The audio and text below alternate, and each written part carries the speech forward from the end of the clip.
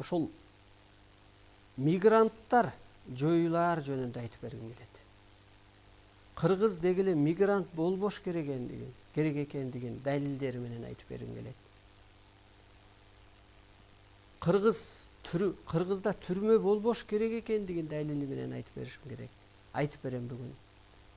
Кыргызда депутат жоюларын, такыр эле бир депутат калбас жоюларын айтып берем себептерин.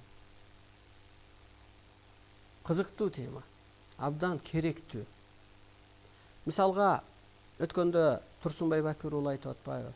Менин төшөк мамилеме кийлигишпей эле кой, төшөк маселеме кийлигишпей эле кой. Анан ойлондум, бул мен анын төшөгүн айтып атканым жок.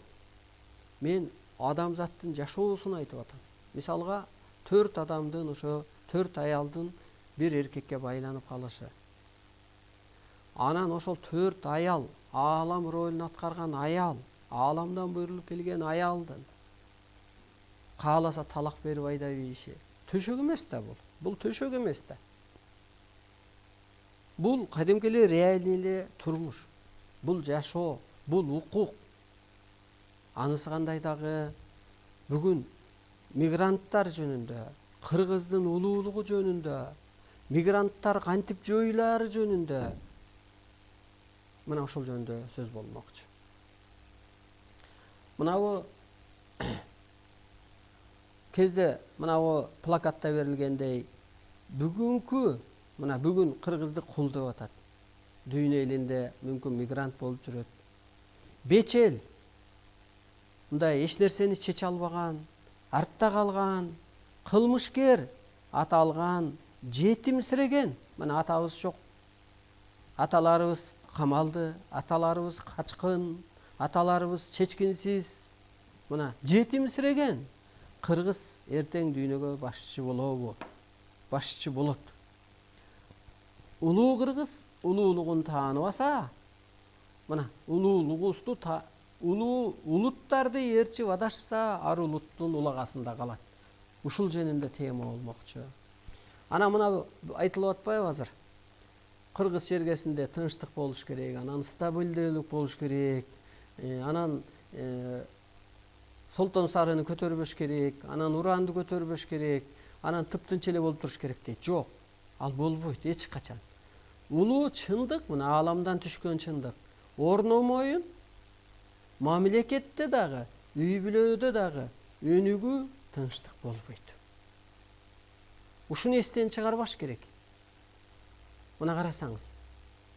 Улуу чындык орномоюн мамлекетке дагы, үй бүлөгө дагы, үй бүлөдө да эгер чындык болбосо, үйдө жөн эле бир чындык болбосо, үй бүлөдө өнүкпөйт, үй бүлөдө да тынчтык болбойт, ошол сыяктуу мамлекетте дагы өнүгүү, тынчтык болбойт.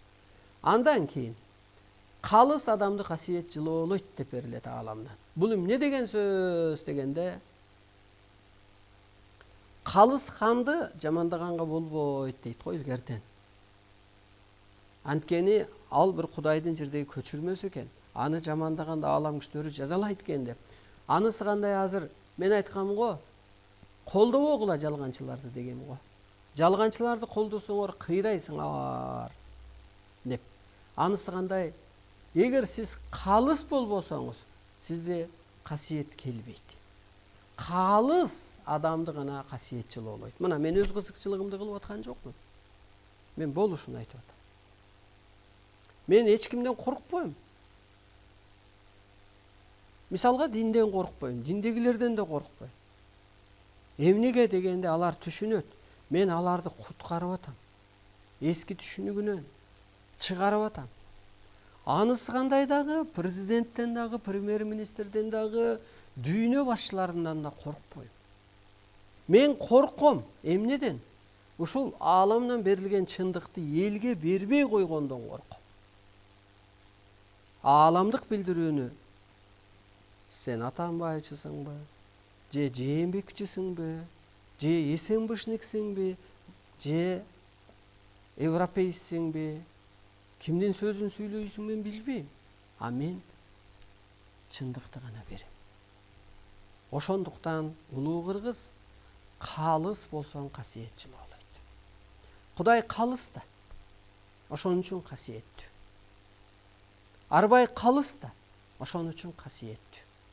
Келиңиздер, жалганды колдобоңуз, кыйрап каласыз. Ошондуктан карапайым элде касиет бар деген ошол. Андан кийин мына ааламдан берилет.